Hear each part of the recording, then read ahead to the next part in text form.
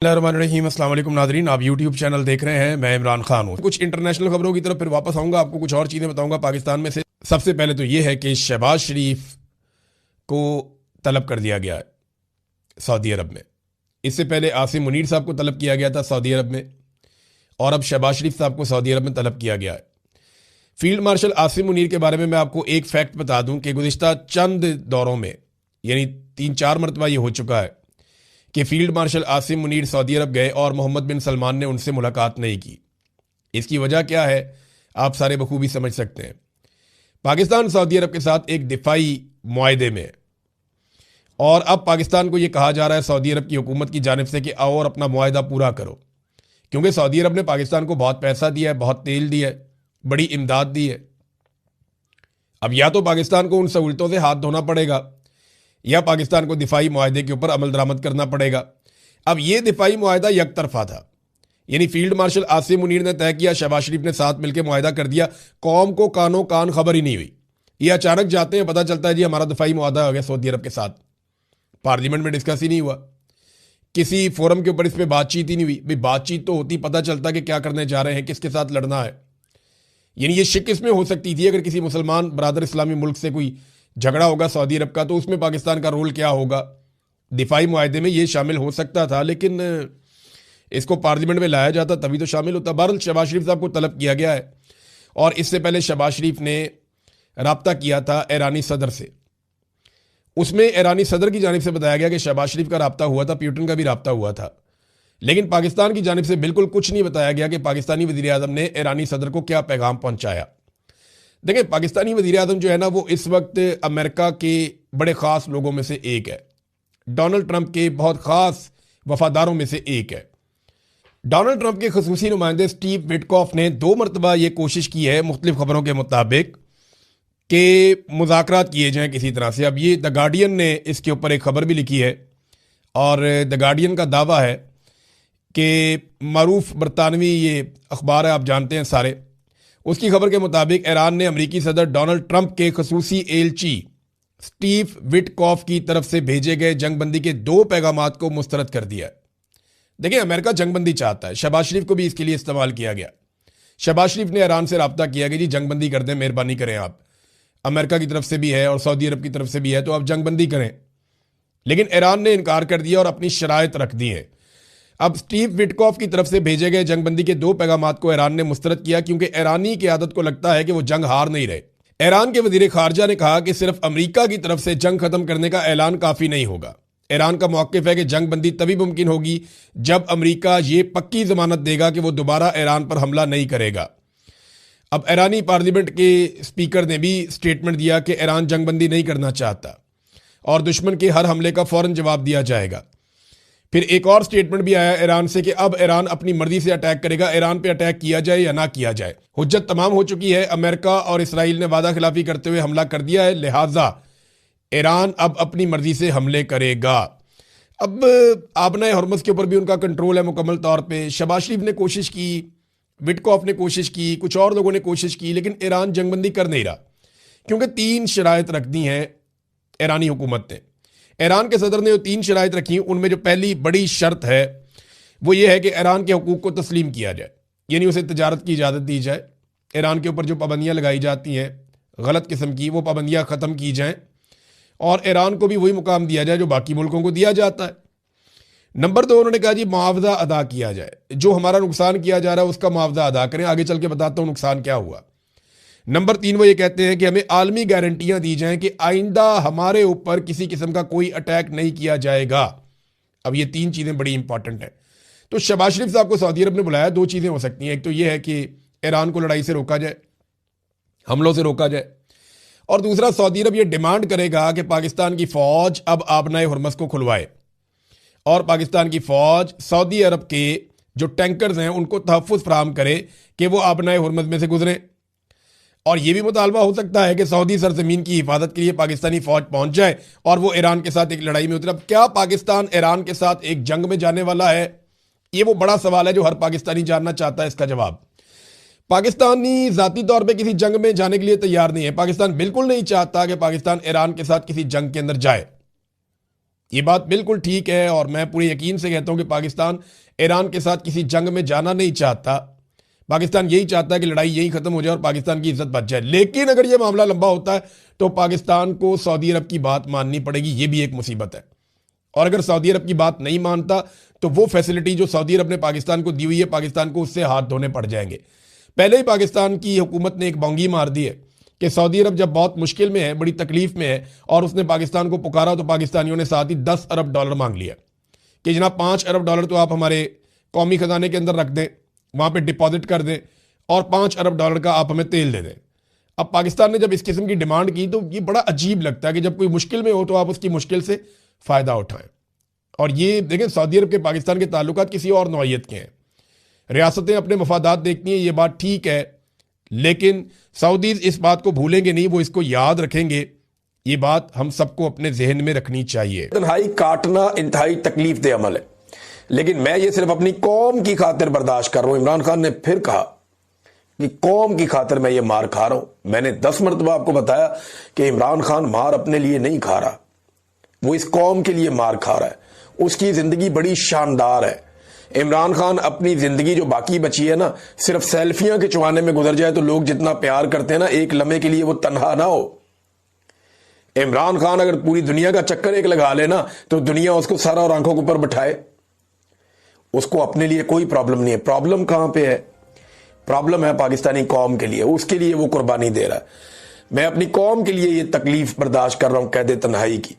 जब तक कौम खुद गुलामी की जंजीरें नहीं तोड़ती, पाकिस्तान पर मुसल्लत माफियात ऐसे ही उसका इस्तेहसाल करते रहेंगे। या चीनी माफिया, मैंडेट चोर माफिया, हर एक इस कौम को तब तक गुलाम बनाकर रखेगा जब तक ये कौम खुद उठकर खड़ी नहीं हो जाती।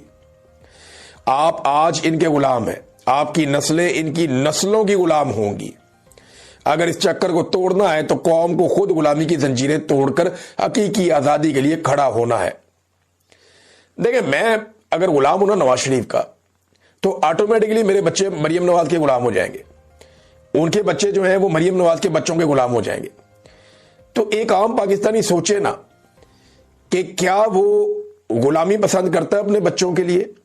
क्या उसने गुलाम पैदा किए या उसकी औलाद को रब ने गुलाम पैदा किया है? रब ने तो उन्हें आजाद पैदा किया, तो फिर आप अपने बच्चों को गुलाम छोड़कर क्यों जाते हैं? ये वो सवाल है जो इमरान खान साहब को ये तकलीफ बर्दाश्त करवा रहा है।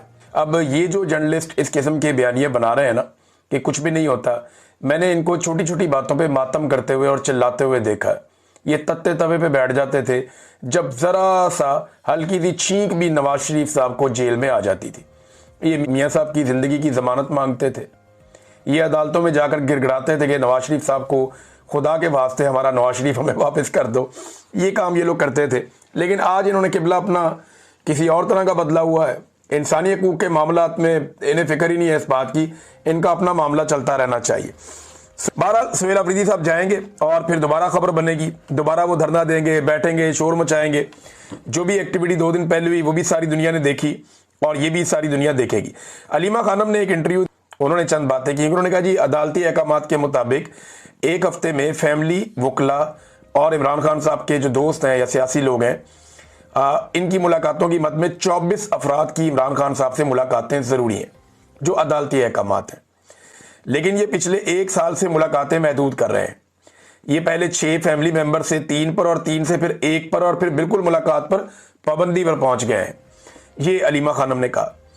उन्होंने कहा इनके लिए मसला यह है कि इमरान खान इस वक्त 85 से 90% तक अवाम की आवाज है और 11 दिसंबर को इंसदाद दहशतगर्दी की अदालत में मैं पेश हो रही हूं, यानी आज के दिन, और चार्ज होकर शायद सजा की तरफ यह मुकदमा जा रहा है। मेरे ऊपर इल्जाम यह है कि इमरान खान का पैगाम मैंने कौम तक क्यों पहुंचाया, और इमरान खान का पैगाम यह था कि कौम अपने हुकूक के लिए, जमहूरियत के लिए, रूल ऑफ लॉ के लिए खड़ी हो जाए। ये जनाब अलीमा खानम ने इंटरव्यू दिया। और ये सियासतदान जो आज ये सारा माहौल एंजॉय कर रहे हैं ना, बिलावल समेत, बिलावल साहब कल दोबारा आए सामने। बिलावल जरदारी ने लाहौर के अंदर कुछ एक्टिविटीज की हैं और उसके बाद कहा जी पीटीआई जो है दहशतगर्दों की तरह बिहेव करती है तो इनके ऊपर पाबंदी लगनी चाहिए। बिलावल साहब, कराची में असला कौन बांटता था? आपका वजीर दाखिला। गैंग वॉर कौन करता था? Pakistan Peoples Party. अभी इंडिया ने एक मूवी भी बनाई है वो रहमान डकैत के ऊपर, ये किसका आदमी था? बेनजीर भुट्टो की गाड़ी चलाता था ना। याद है आपको बिलावल?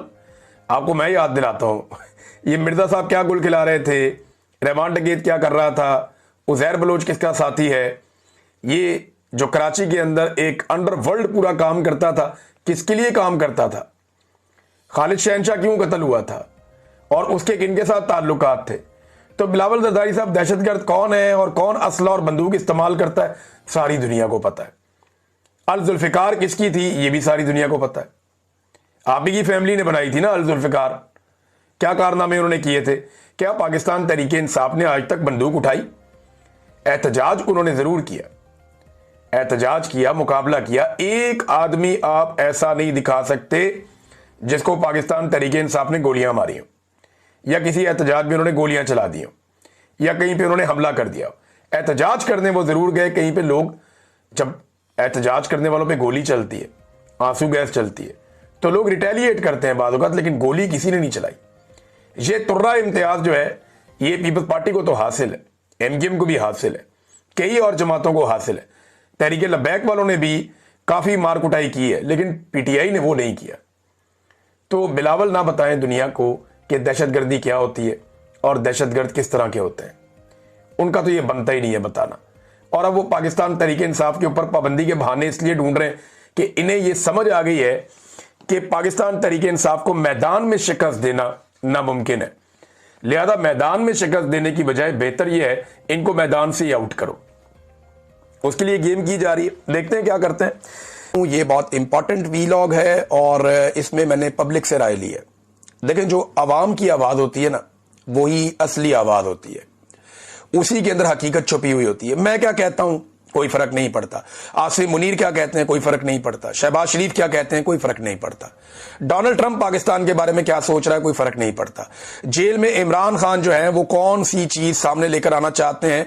असल फर्क पड़ता है जब अवाम बताती है कि वो क्या चाहते हैं, या अवामी रद्द अमल या अवामी राय किसी एक चीज के बारे में क्या है। और यही जमहूरियत का हुस्न है कि लोग जो फैसला कर ले आपको उसके मुताबिक चलना होता है। आप लोगों की विल के खिलाफ नहीं जा सकते, जमहूरियत इसको कहते हैं। लोगों की अक्सरियत जो फैसला करती है उसके मुताबिक आपने जाना होता है, तो लोगों की राय लेते रहना चाहिए। माजी में हमारे बहुत सारे दोस्त हैं, वो माइक लेकर जाते थे बाजारों में, सड़कों पे, एतवार बाजारों में, पेट्रोल पंपों पे।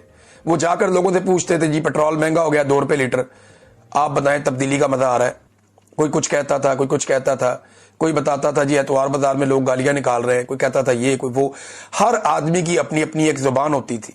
बहुत सारे सहाफी ये जिम्मेदारी अदा करते थे, लेकिन क्योंकि मेरे वो दोस्त वो लोग ये जिम्मेदारी अदा नहीं कर रहे, तो मैं ये चाहता हूं कि कभी कभी हमें पता चलता रहे कि पाकिस्तानी अवाम की राय क्या है। ये जो नवाज शरीफ साहब ने कुछ अर्सा पहले कहा ना कि हम टेक ऑफ कर गए हैं, ये जो वजीर खजाना ने कहा जी कि हमने महंगाई को बहुत कम कर दिया, हालात बहुत बेहतर हो गए, जो वजीर आजम दावे कर रहा है बार बार कि जनाब पाकिस्तान को हमने संभाल लिया है, तो आम आदमी किस लेवल पे और किस हद तक डिफॉल्ट कर चुका है इसके बारे में हमने अवामी राय ली। अवाम इसके बारे में क्या कह रही है, लोगों की राय इस हुकूमत के बारे में और इसकी कारकर्दगी के बारे में क्या है, लोग कितने नाको नाक तंग आ चुके हैं, यह है जनाब पाकिस्तानियों की हालत। अब बहुत सारे ऐसे इंटरव्यूज हैं जो हम चला ही नहीं सकते, लोग बीच में ऐसी बात कर देते हैं, ऐसी जबान इस्तेमाल कर लेते हैं इन हुक्मरानों के बारे में कि वो हम सुनाना नहीं चाहते, क्योंकि दलील के साथ बात होनी चाहिए। लेकिन अवाम के पास तो बेचारे वो दलील भी कहते हैं, अब किसको दलील सुनाएं हम, आर्गुमेंट किसके साथ हम करें। उन्हें तो आर्गुमेंट और दलील समझ ही नहीं आती, जिन्होंने हमारे मैंडेट पे डाका डाल दिया। तो मामला खराब होता है मैंडेट पे डाके से, मामला खराब होता है रिजीम चेंज ऑपरेशन से, और ये मामला अब तक नहीं संभाला जा सका। ये पब्लिक की राय है। जो हुक्मरान इस वक्त मौजूद हैं वो ये सोच लें कि अगर एस्टेब्लिशमेंट का हाथ इनके ऊपर ना हुआ तो ये पब्लिक उनका क्या हाल करेगी, ये उनको अपने ज़हन में रखना पड़ेगा। तो नाज़रीन अब तक के लिए इतना ही। ये जापान से मेरा आखिरी वीलॉग था। मुझे यहां बहुत सारी चीजें बहुत अच्छी लगी जापान की, मैं आपको बताऊंगा किसी दिन। लेकिन जो चीज मुझे इनकी सबसे ज्यादा पसंद आई कि ये बड़े मजबूत लोग हैं और एक कौम की तरह काम करते हैं, और ये बहादुर लोग हैं। इनकी फौज कोई नहीं है, लेकिन इसके बावजूद ये बहुत बहादुर लोग हैं, बड़े बाहिम्मत लोग हैं। लेकिन साथ साथ इन सारी चीजों के बावजूद इनकी एक खूबी है कि इनमें आजिज़ी बहुत ज्यादा